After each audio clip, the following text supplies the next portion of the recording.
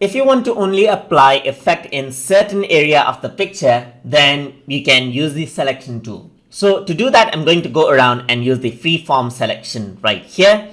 And then I'm just going to go around and then draw around. So let's say I want to only affect selection onto this area right here. I can simply click and drag this area just like this.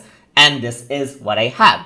So now if I were to apply any effects like filters right here, like vignette and so forth, you'll be able to see that you got the selected area only affected right there. You can go around over here onto bloom right here. So you can see that only that area is affected.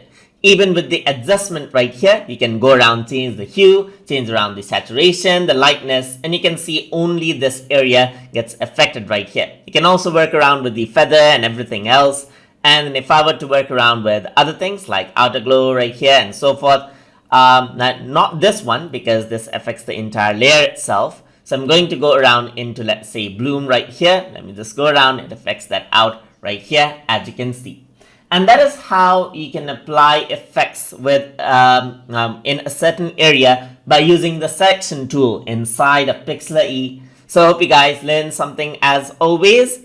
And as always, please like, comment, share, and subscribe.